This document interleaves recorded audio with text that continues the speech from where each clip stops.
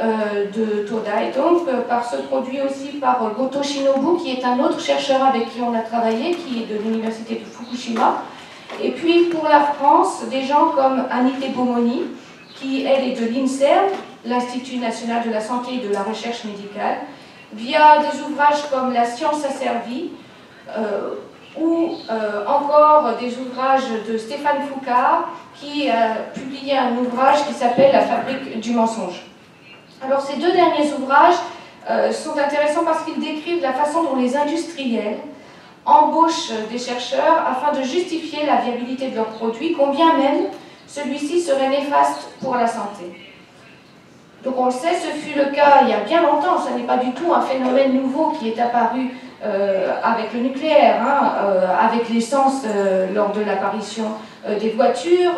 On a eu ce problème-là aussi pour le diesel, pour l'industrie du tabac, pour les OGM, on le voit encore maintenant, on y est toujours confronté, et évidemment pour le nucléaire.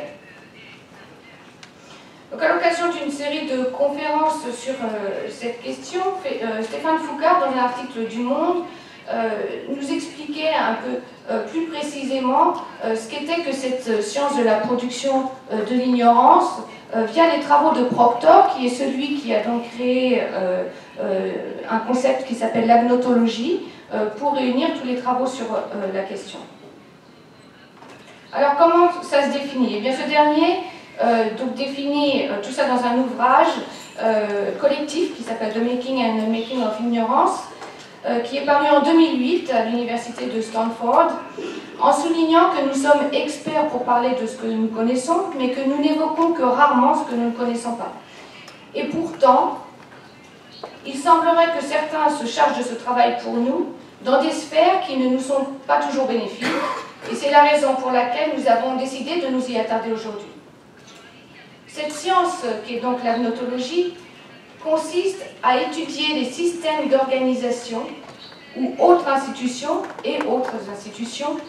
qui ont renversé ce qu'ils nous disaient être de leur devoir, à savoir l'enseignement du savoir, pour devenir des systèmes, des machines, des institutions qui, cette fois, sont productrices d'ignorance. Robert Proctor explique la façon dont la science peut se rendre complice de cette démarche. Dans certains choix politiques et ou économiques irrationnels, l'irrationalité pouvant provenir de diverses raisons, principalement dans le cas qui nous intéresse, de conséquences néfastes pour la santé. Il a donc fallu produire, d'une part, une information scientifique fausse, pour semer le trouble, d'autre part, déformer ce que l'on sait, afin que le doute se confirme, et mettre un voile sur ce que l'on ne sait pas, afin de nier, en quelque sorte, notre ignorance, ce qui a pour conséquence de la faire croître. C'est ce que l'on appellera ici la production d'ignorance. Ce processus est applicable à de très nombreux thèmes, comme je l'ai dit précédemment, mais il est flagrant dans le contexte de la gestion des conséquences de l'accident de Fukushima, situation qui implique, si on souhaite la comprendre dans son intégralité, de mettre en action plusieurs champs, plusieurs domaines de l'analyse scientifique. L'ignorance est la force, disait le trop cité Orwell, mais dans une société où de multiples vecteurs permettent un accès quasi permanent à l'information, il devient difficile de maîtriser ce qui doit être su de ce qui ne doit pas être su. Afin de préserver la confiance de la population sans laquelle il est impossible de gouverner, il s'est agi de mettre en action des mécanismes de production d'ignorance afin de semer le trouble, et on l'a vu ce matin, et pouvoir ainsi garder mainmise sur le pouvoir de décision. Le fait que tous les points de détail ne soient pas résolus permet de donner l'illusion qu'il y a débat sur l'ensemble de la question. D'où la mode des controverses, des débats, lancés par ceux-là même qui cherchent à faire accepter l'inacceptable. Juste un point sur lequel je souhaiterais attirer votre attention, il ne s'agit évidemment pas ici de faire une analyse sous l'angle de vue de la théorie du complot, mais bien une analyse des stratégies politiques mises en place depuis la catastrophe. C'est donc par ce filtre que je présenterai dans la démonstration qui suit la politique du logement et son impact sur la gestion de la population à Fukushima. Traiter de la politique du logement et de son impact sur la gestion de la population à Fukushima par le filtre de la production de l'ignorance nécessite de comprendre les divers champs académiques qui ont été mobilisés afin de faire aboutir au but ultime de la gestion d'un accident nucléaire dans une société qui a décidé en amont de poursuivre le nucléaire. Soit faire en sorte d'éviter les mouvements de population, le refuge, afin de montrer que nous sommes capables de gérer un accident qui, dans les faits, est évidemment ingérable. On fait appel donc à différents plans. Ce matin, l'épidémiologie a été évoquée. Pourquoi? Parce que pour avoir une politique de logement, par exemple d'évacuation, il faut savoir si la situation est dangereuse ou pas. Pour cela, on a besoin des outils épidémiologiques. On a besoin aussi de la communication, et notamment de tout le champ qui concerne la communication sur le risque. On a besoin également de la physique pour mettre en œuvre toute la politique de décontamination dont on analysera le rôle tout à l'heure, et enfin d'analyser les effets psychologiques. Il y a donc des champs qui ont été évoqués ce matin que je ne traiterai pas dans cette présentation. Alors les 6 postulats de la production de l'ignorance, je vais donc découper en 6 thèmes dans lesquels je vais intégrer l'analyse concernant le logement plus spécifiquement. Donc je vous annonce le plan. C'est d'abord la production d'ignorance par le mensonge, ensuite la production de l'ignorance par le détournement de l'attention d'un objet de la connaissance à un autre objet de la connaissance. Le 3e point, c'est la production d'ignorance par l'oubli de ce qui est connu. Donc il s'agit là de générer le désintérêt scientifique sur un thème. Le problème n'est pas la contamination par contre, mais la peur de la contamination. Utiliser des notions en les détournant de leur sens premier, c'est la résilience, on l'évoquera tout à l'heure aussi. Le 4e point que j'évoquerai, c'est la production d'ignorance en prenant comme point de départ la réflexion de ce qui est connu et en ignorant de ce qui n'est pas connu, donc l'inconnu. Le 5e est la production d'ignorance en occultant ce que l'on ne veut pas connaître, dans le but de simplement ne pas avoir peur, c'est une façon de se protéger soi-même, et puis dans le but de ne pas avoir à porter la responsabilité de ce qu'on voit, puisqu'à partir du moment où on a connaissance de la situation, on en devient complice, si on n'agit pas en tous les cas. Et le 6e point, c'est la production de l'ignorance, dans le sens d'informer sur une technique pour désinformer sur une situation. Premier point, la production de l'ignorance par le mensonge. Alors, il se trouve que ça se déroule, excusez-moi, de façon un petit peu chronologique. C'est toute la première phase qui a commencé par le comptage du nombre de réfugiés. Dès le départ, on savait pertinemment que le nombre de réfugiés était faux, puisque pour être compté dans la base de données du nombre de réfugiés, il fallait aller s'inscrire à la préfecture. Et lorsque l'on s'inscrivait à la préfecture, on perdait des droits, puisqu'on n'appartenait plus à la préfecture de Fukushima, et notamment la gratuité des soins. Premier mensonge. Second, ça a été la question de la carte de radioactivité. Je vous rappelle que les premières cartes de radioactivité ont été produites par les citoyens.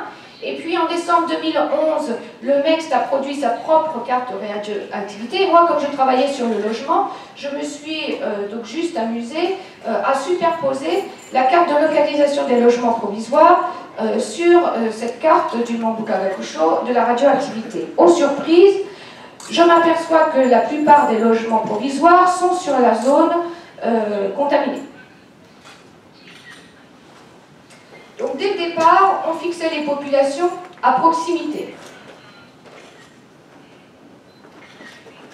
Nous sommes allés enquêter dans ces logements provisoires pour voir quelle était la situation de gens qui étaient dans des situations de suspens, en attendant rien si ce n'est que la mort, puisque pour la plupart d'entre eux, il s'agissait de personnes âgées, les personnes avec enfants étant parties assez rapidement de ces logements.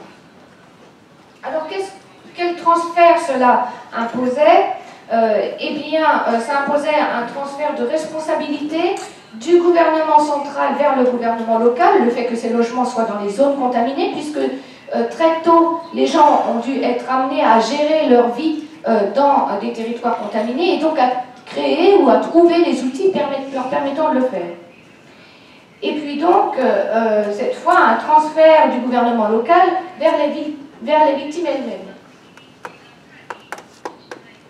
Donc dès le départ, on était dans une situation où on demandait aux victimes de gérer le crime qui leur avait été fait et d'apprendre à vivre avec, d'apprendre à vivre dans les territoires contaminés. Autre mensonge, c'est par le biais de la planification annoncée. Donc là, je vous présente les logements publics. En orange, en bleu, pardon, ce sont le nombre de logements publics qui avaient été annoncés lors de la planification en construction, donc qu'ils allaient construire. Et puis, en orange, le nombre de logements qui ont été réellement construits. Donc vous voyez, il y a un gap entre les deux. Il y en a très peu qui ont été réellement construits. Et puis finalement, assez peu qui ont été aussi habités, bien que la situation change un petit peu maintenant, puisque l'on a contraint les gens à retourner dans leur pays natal. Autre production de l'ignorance par le mensonge, ça a été toute la politique de décontamination. Alors, si ça fonctionne un petit peu, en tous les cas de façon provisoire, ça ne fonctionne pas partout. Je ne vais pas entrer en détail là-dessus parce qu'on en a longuement parlé, mais c'est juste un rappel parce qu'on a tendance à l'oublier de plus en plus aujourd'hui. Donc je remontre ces scènes et je remontre aussi le budget qui a été consacré à toute cette politique, qui est un budget énorme que l'on aurait très bien pu utiliser pour permettre de mettre en place une réelle politique du refuge, sachant qu'au Japon, tout comme les autres pays industrialisés de la Terre, on a exactement les mêmes problèmes, soit un problème de dépopulation des campagnes, avec un nombre de logements vacants croissance. Et donc ce que ça signifie, c'est qu'on peut acheter pour une bouchée de pain des logements à la campagne. Il aurait été assez simple de mettre une politique de logement qui aurait été plus pertinente, à mon avis, dans les zones de campagne, plutôt que de générer cette énorme vague de décontamination. Qui a donné ce type de paysage? Donc on s'est assez rapidement aperçu qu'il s'agissait un peu de se moquer des gens, ou en tous les cas de montrer que le gouvernement, que l'administration prenait les choses en main, combien même les conséquences seraient dérisoires, puisque finalement on nous a annoncé cette année que tous les déchets en deçà de 8000 becquerels par kilo allaient être réutilisés pour les travaux des ponts et chaussées. Le deuxième point, c'était la production de l'ignorance par le détournement de l'attention d'un objet de la connaissance à un autre objet de la connaissance. Alors là, il s'est agi d'orienter les consciences vers des problèmes qui ne sont pas ceux sur lesquels on peut avoir une action directe. Donc ignorer les problèmes sur lesquels on peut agir.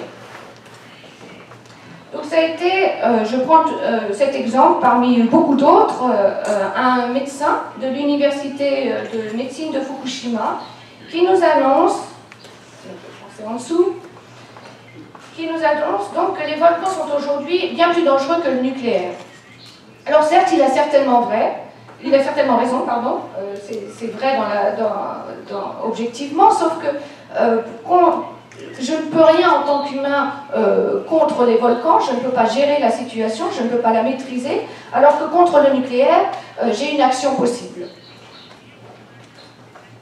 Donc les experts détournent l'attention publique, hormis le fait que c'était un médecin qui parlait de ça, donc c'est absolument pas son champ d'étude, ils détournent l'attention publique d'un problème sur lequel je peux agir vers un problème sur lequel je ne peux pas agir, parce qu'il dépasse totalement mes capacités d'action et qu'il émane de forces naturelles. Alors la conséquence de tels propos, eh bien, cela justifie le fait que l'on puisse rouvrir l'ancienne zone d'évacuation, combien même elle reste instable. Je vous rappelle que la première réouverture de la zone d'évacuation a eu lieu en 2013. 2013, c'est une période où à la fois on commençait à voir en rouge le nombre de personnes décédées directement liées à l'accident nucléaire dans Fukushima, pour Fukushima. Et 2013, donc j'y suis allée pour voir si véritablement on pouvait y retourner y habiter. Donc là c'était au Myoka. Non, a priori c'était pas un environnement dans lequel on pouvait vivre. Lorsque j'y suis allée, il y avait encore des taux à 4 microsieverts par heure. On est en 2013. Hein. Troisième point, la production de l'ignorance par l'oubli de ce qui est connu. Alors, ça a été l'objet principal utilisé, ça a été la résilience. Alors, comment tout ça s'est mis en place? Eh bien, ça s'est mis en place par un énorme budget qui a été voté au gouvernement japonais sur la communication du risque. Donc, c'était un budget concernant la radioactivité pour le retour, donc pour contraindre les gens à revenir dans les territoires contaminés. Donc, dès le départ, les choses étaient claires, rien n'a été caché. Et cet énorme budget, moi j'ai trouvé tout ça en ligne, hein, ce n'est pas des choses que je suis allée chercher en secret. Tout cet énorme budget a été ventilé dans les différents ministères. Et également au MEX. Donc la même année, en 2013, on reçoit le white paper du MEX qui s'intitule Toward a Robust and Resilient Society. Donc c'était une période où, à partir du moment où on mettait résilience dans le titre de son programme de recherche, on recevait des fonds. Et donc il y a un tas de personnes qui se sont mis à travailler sur la résilience. Alors la résilience, qu'est-ce que c'est? C'est un terme qui nous provient de la physique dure au départ, qui signifie que lorsque un objet a reçu un coup, un choc, il est capable de retrouver sa position initiale de par lui-même, de par ses propres capacités. Ce terme a été ensuite utilisé par Amy Werner aux États-Unis en psychologie et puis a été introduit notamment en France par Boris Cyrulnik, qui lui travaillait sur les enfants des rues afin de voir comment ils arrivaient à surmonter leur traumatisme. Sauf qu'on a utilisé ensuite ce terme de résilience pour tout et n'importe quoi, et notamment en urbanisme. Sauf que là, parler de résilience dans un contexte comme Fukushima, ça interroge véritablement. Il s'agit de savoir qui décide de la résilience, pourquoi, comment faire en sorte, est-ce qu'il est nécessaire que ça se mette en place, et puis surtout de s'interroger pourquoi on cherche à utiliser cet outil de résilience, qui est un outil conceptuel, sur une situation extrêmement pratique, c'est-à-dire combien même je deviendrai résilient psychologiquement, mon corps, physiquement, ne pourra pas être résilient à l'irradiation. Troisième point, toujours donc dans la production de l'ignorance par l'oubli de ce qui est connu, on a eu des programmes de recherche qui se sont mis en place pour apprendre aux gens à continuer à vivre dans les territoires contaminés. C'est notamment un programme qui s'appelle Ethos. Alors c'est un programme assez drôle, je ne vais pas le développer parce que je n'ai pas le temps, mais cela dit c'est un programme qui a reçu des fonds européens et qui a été développé, et qui est né après Tchernobyl, après l'explosion de Tchernobyl. Et ce qui est amusant de voir, c'est que les personnes qui étaient à la tête de ce programme après Tchernobyl, donc pour apprendre aux gens, même chose, à continuer à vivre dans des territoires contaminés, eh bien c'est les mêmes que l'on retrouve ici, tant du côté français, puisque la personne qui en est à la tête est un Français, que du côté japonais, c'est-à-dire Shinichi Yamashita, ou bien le professeur Niwa, etc., étaient déjà dans le programme de Tchernobyl, et on le retrouve là, par un heureux hasard, dans le programme Ethos Fukushima. Je passe un petit peu rapidement, juste pour vous montrer qu'ils sont également en accord, alors là aussi ça doit être peut-être un hasard, avec l'université médicale de Fukushima. Le problème, donc, tous ces gens qui cherchent à nous faire croire que le problème vient plus de notre angoisse, de notre peur, des rumeurs, que de la situation réelle, eh bien, lorsqu'on regarde, moi je suis naïve, j'ai tendance à croire ce qu'on me dit, mais tout de même j'aime bien un petit peu vérifier, donc je suis allée interroger des biologistes qui ont notamment fait des études sur les végétaux et qui ont fait des radios de certains végétaux à l'université d'Hiroshima. Et donc ce que l'on trouve, c'est que la radioactivité, les nucléides, se sont imprégnés à l'intérieur des troncs d'arbres. Donc au départ, ils étaient en surface, et plus ça va, plus ils fondent à l'intérieur des végétaux. Pas uniquement les troncs d'arbres, c'est la même chose pour les feuilles et autres branchages. Et puis il y a quelques jours, nous sommes allés à Kolyama avec Thierry, et puis c'est Yumi-san qui est au fond et qui vous parlera tout à l'heure, qui nous a gentiment accueillis. Et il se trouve que nous parlions sur un parking de choses et d'autres, et sur ce parking, là où vous voyez le petit cône rouge, il y avait un hotspot. Et cet hotspot était à 2 microsieverts par heure. Et je me suis dit, mais c'est fou, nous sommes à Kolyama, ça n'a jamais été évacué. On parle comme si de rien n'était à côté d'un hotspot de 2 microsieverts par heure. Donc nous sommes évidemment loin d'être un retour à la normale. Si la contamination générale a baissé dans certains endroits, ce n'est pas le cas partout. Quatrième point, la production d'ignorance en prenant comme point de départ la réflexion sur ce qui est connu et en ignorant l'inconnu. Alors c'est toute la politique des seuils qui est basée sur un système qui s'appelle ALARA, As Low as Reasonably Achievable. Je ne vais pas en parler parce que Thierry vous en parlera après dans le détail. Juste s'interroger de savoir pour qui ce seuil est raisonnable et puis s'interroger sur la pertinence du seuil lui-même. Cinquième point, donc pourquoi je parle du seuil, c'est parce que, encore une fois, on a besoin de repères pour savoir si on peut réouvrir ou pas la zone. Et donc, comment on reconstruit, hein, puisque je suis toujours dans cette démarche de reconstruction en ce qui me concerne pour le logement. Le seuil est une notion extrêmement importante. Cinquième point, la production d'ignorance en occultant ce que l'on ne veut pas connaître. Alors, d'une part, pour ne pas avoir peur, simplement pour les personnes directement concernées, c'est-à-dire qu'au bout de 6 ans, on ne peut plus vivre dans la peur continuellement, donc cette fois, on décide de fermer la question Fukushima et de faire comme si de rien n'était, et puis avec toute le problème médiatique, mais je ne vais pas rentrer là-dedans parce que ça nous embranche encore sur autre chose. Et deuxième point, pour ne pas avoir à porter la responsabilité de ce qui se passe pour les personnes, cette fois, qui se trouvent à l'extérieur. Si je sais, si je suis informée, si j'ai connaissance d'une situation grave qui se passe dans un lieu accessible et que je ne fais rien pour aider à apporter une solution au problème, une aide à la personne en détresse, alors je suis complice. C'est une des facettes de la complicité telle qu'elle est définie par la loi. Néanmoins, alors on nous a dit au niveau national et au niveau international qu'il fallait qu'on soit positif. Donc tout le monde est devenu très très positif. Arrêtons de pleurer sur Fukushima. Tout va bien, on va passer à l'après. Alors comment on passe à l'après? Eh bien nous avons, là vous avez des photos de centres de décontamination qui ont été fondés un petit peu partout. Donc les photos qui sont en haut, c'est des photos qui proviennent, que j'ai prises dans le centre de décontamination, de l'enseignement de la décontamination, à côté de la gare de Fukushima, de la ville de Fukushima. Et puis en dessous, c'est un centre qui s'appelle Komutan, pour lequel c'est gigantesque. On a octroyé un budget énorme. Alors, il ne s'agit pas de musée, hein, il s'agit d'endroits où on fait des workshops pour les gens lambda, comme vous et moi, qui passaient par là, et on leur explique comment il faut faire pour décontaminer. On leur donne les outils pas matériels, mais la connaissance en tous les cas.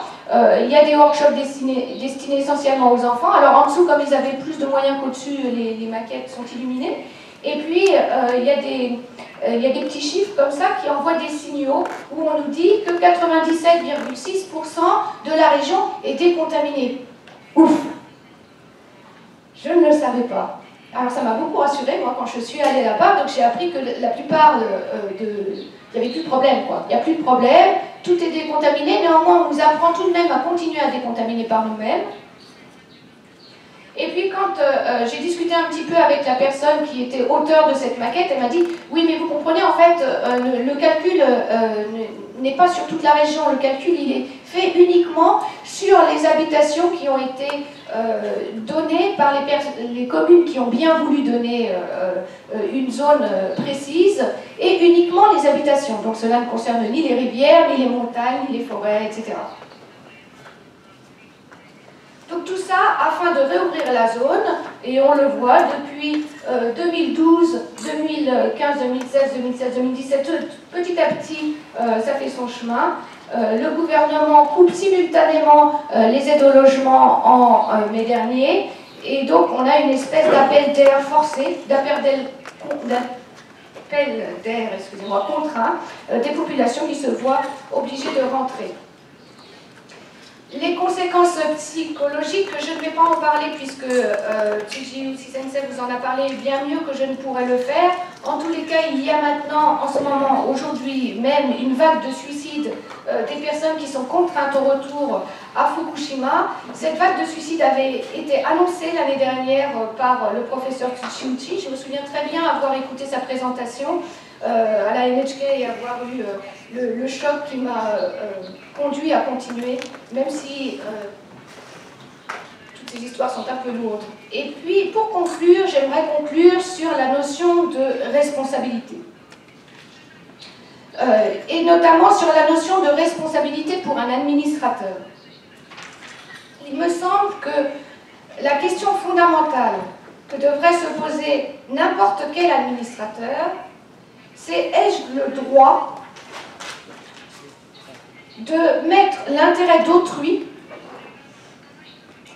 dans le jeu de la gestion d'un pays? Quand je dis l'intérêt, c'est tous les intérêts. La vie et la mort y compris.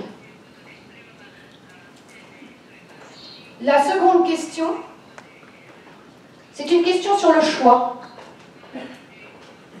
qui est évidemment liée aussi à la responsabilité. Logiquement, le sacrifice du futur en faveur du présent n'est pas moins contestable que le sacrifice du présent en faveur du futur.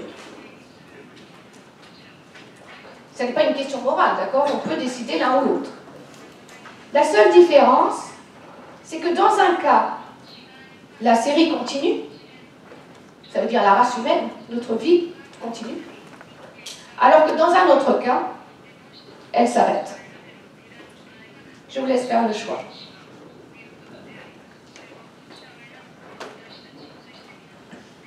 Ok. Merci beaucoup. Donc,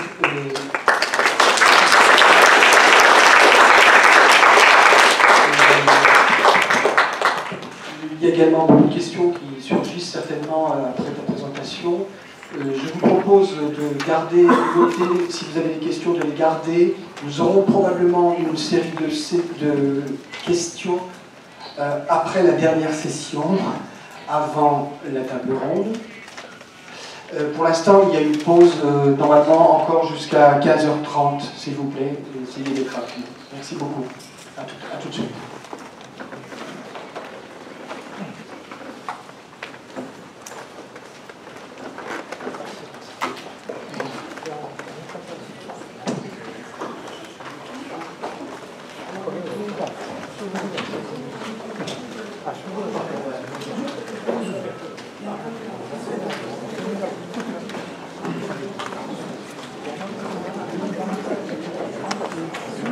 Gracias.